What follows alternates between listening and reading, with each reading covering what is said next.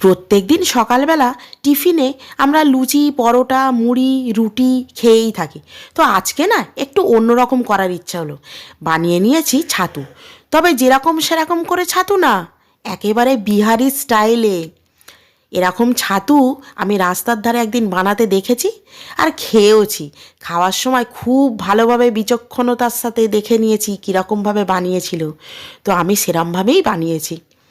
প্রথমে লঙ্কাগুলো মিক্সিং জারে দিয়ে দিলাম, তারপর পুদিনা পাতাগুলো ভালো করে ধুয়ে একদম বেছে নিয়ে মিক্সিং জারে দিয়ে দিচ্ছি।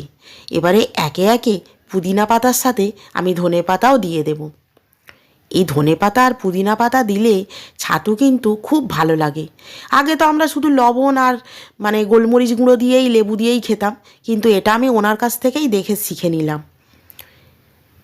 সমস্ত পাতার পেস্টটা একটা বাটির মধ্যে রেখে দিয়েছি।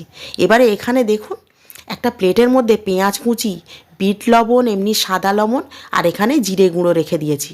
প্রথমে একটা হাঁড়ির মধ্যে আমি জল নিয়ে নিলাম পরিমাণ মতো, আর তারপর ছাতুর প্যাকেট কেটে দিয়ে দিচ্ছি। এখানে 2 প্যাকেট ছাতু আমি নিয়েছি। এবারে ডালের কাঠি দিয়ে খুব ভালোভাবে ঘেঁটে নিতে হবে যাতে একটুও লাম্পস না থাকে। এবারে এমনি লবণ আর বিট লবণ সব দিয়ে দিলাম, পরিমাণ মতো দিলাম আর কি। খুব ভালোভাবে মিক্সড করে নিয়েছি।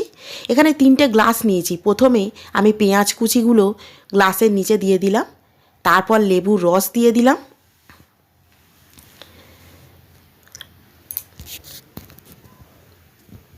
আমাদের কিন্তু অনেকেই খেতে, কিন্তু আমি এখানে 3টে গ্লাস দিয়েই প্রথম দেখাচ্ছি। এবারে হাফ হাফ করে আমি ছাতুটা ঢালছি, পুরোপুরি কিন্তু না, হাফ। এবার এই হাফের মধ্যে আবার একটু জিরে গুঁড়ো, তার সাথে সাথে দিয়ে দিচ্ছি যে আমি পুদিনা পাতা আর কাঁচা লঙ্কা, ধনে পাতার যে পেস্টটা বানিয়ে রেখেছি এটা দিয়ে দিলাম। এর সার্ভ করাটাই কিন্তু বিশেষ ব্যাপার একটা। আবার আমি ছাতু দিয়ে দিচ্ছি, আর ছাতুটা দেখুন একদম ঘন। তো আমি এইভাবে ছাতু করা কিন্তু ওনার দেখেই শিখলাম। আগে আমরা এরকমভাবে ছাতু বানাতাম না। তো দুর্দান্ত খেতে। ঠিক এইভাবে ছাতুটা বানাবেন, আর মনে থাকবে চিরকাল, নিজেরও ভালো লাগবে, আর বাড়িতে যদি কোনো গেস্ট আসে সে কিন্তু কোনো দিন ভুলতে পারবে না এই ছাতুর স্বাদ। তো আবারও আমি ওপরে ধনেপাতা, তারপর বিট লবণ সব দিয়ে দিলাম, জিরে মরিচ গুঁড়ো সব দিয়ে দিলাম।